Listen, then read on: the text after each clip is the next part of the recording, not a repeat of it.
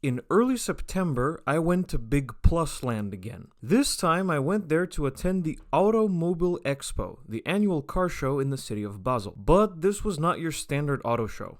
This is an auto show where you could go for a test drive in a car you might have seen as an exhibition. So what ended up happening was I drove 11 different cars. Back to back. In 3 days. I suppose it's time for first impressions. Cue intro.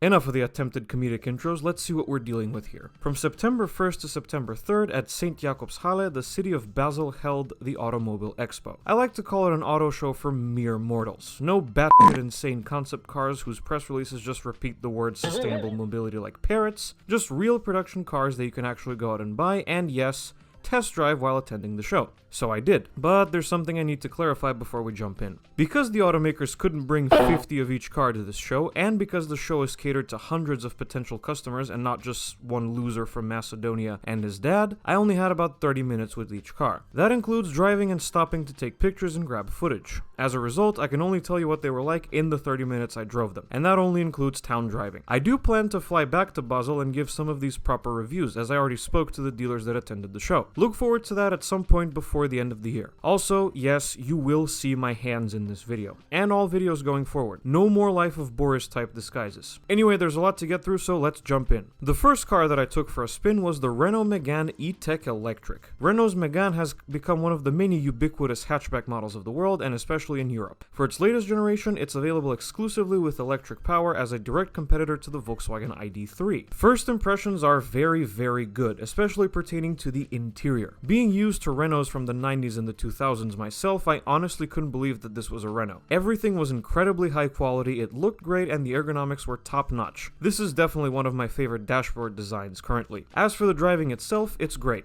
Responsive, quiet, relaxed, and it definitely felt at home on the streets of Basel. The only major gripe I had with the car is the decision to stick 3 separate control devices just on the steering column's right side, meaning it's all too easy to bump into the audio controls when you go to change gear. All in all though, the Megane E-Tech Electric is looking good. Next up, the Mazda CX60. This is the car that moves Mazda upmarket and puts it in pretty direct competition with BMW. After driving it, it really pains me to say this, but it's not quite there yet. I really wanted to like the CX60 because of its new market positioning and because of its best attempts to save the internal combustion engine with the new Skyactiv X 6-cylinder diesel. That was, conversely, the one fitted to this tester, and it was a little rough. The noise never really seemed to settle down, and I didn't really like the braking either. The interior also needs just a little bit more luxury flair. I still wish Mazda the best in becoming a premium segment leader, as they are making some truly quality products right now, and the CX60 isn't bad, but it just needs a little bit more improvement for it to be truly excellent and make stuff like the BMW X3 worry. Next, the Hyundai Ionic 6. First thing I need to say, while I was unsure about the looks when I first saw it in pictures, it's definitely way better in the flesh.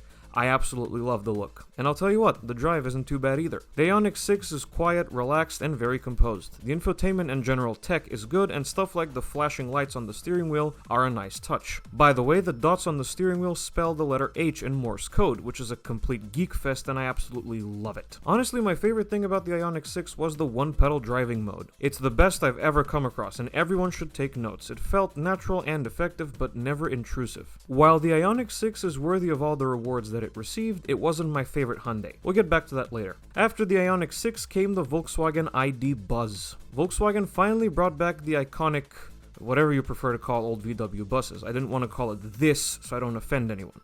Anyway, the ID Buzz definitely did not disappoint. This one is actually really easy to summarize, as I've already had experience with the ID.4, which uses the same MEB platform. The ID Buzz is an ID.4 with an extra 15 miles of headroom. That's really about it, and I mean that in the best way possible. It's very good. There was also a cargo version available for testing, and I'm a little sad that I didn't get to drive it, but from what I was able to sample, Volkswagen has a good formula going on with the ID Buzz. And that wraps up day 1. Let's move it on to day 2. Day 2 starts off with a bang. The first car on the agenda was the brand new Abarth 500e. Like the Fiat 500 itself, Abarth's Pocket Rocket has already made the jump to full electric power. This was easily one of my favorite cars out of the ones I drove because it was hilarious fun. I couldn't really do any sort of technical driving, but I could tell that it felt responsive and eager to have some fun in the corners. Also, the sound.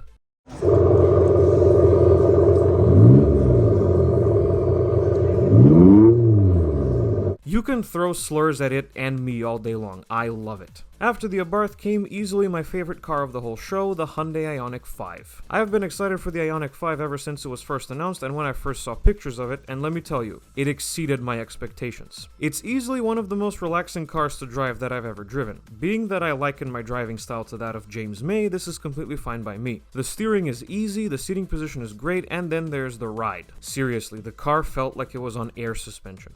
Super comfy, and of course the Hyundai one-pedal driving statement also applies here. This is definitely one of the cars I would drive home out of the ones that I drove here. Next we have the Volvo XC40 P8 Recharge. The top-of-the-line electric XC40 has a dual motor setup with a punchy 410 horsepower, and you could definitely tell. While I couldn't break the law with the speed limit, it was fast. The interior was of exceptional quality, and the driving experience was relaxing and composed. I will say the one-pedal driving could be a little better, and I didn't like how you had to dial it in through the infotainment system. Speaking of, the infotainment system is up to Volvo's usual excellent standards, and also like the super high-res graphics of the gauge cluster screen.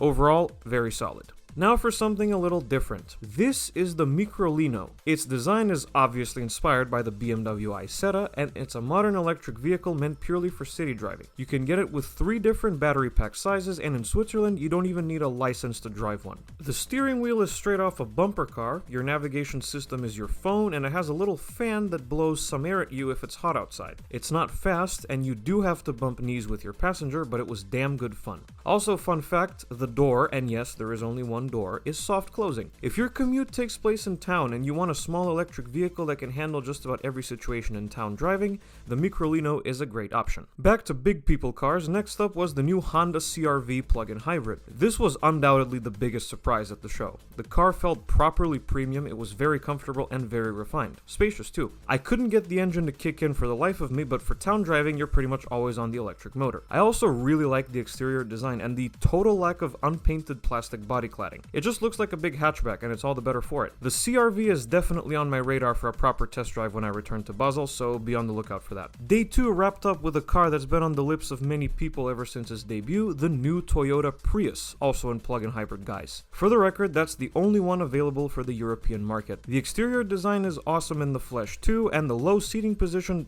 doesn't take as much getting used to as you might think. The biggest surprise? It's really freaking fast and incredibly responsive. Interior quality and tech was also pretty damn good. The Prius wrapped up day 2, so now it's time for day 3. Unfortunately, day 3 was cut short as they closed the streets for a sports event, so I could only sample one car, but it was certainly an interesting one. The Mercedes EQE SUV in 500 guys. Please give it a more sensical name. Anyway, the EQE SUV is good. It's very quiet, it's very effortless, it's very relaxing to drive, and the ride is exceptional. The technology is also seriously impressive. And something I didn't know about these new Mercedes vehicles, the seat controls are capacitive. It threw me off, but I got used to it. The only negative I was able to find is best said like this: if you're buying an EQE SUV, do not order the running boards. They look wrong. And that wraps up Automobile Expo 2023. With 11 different cars driven, it's time to see what stood out the most.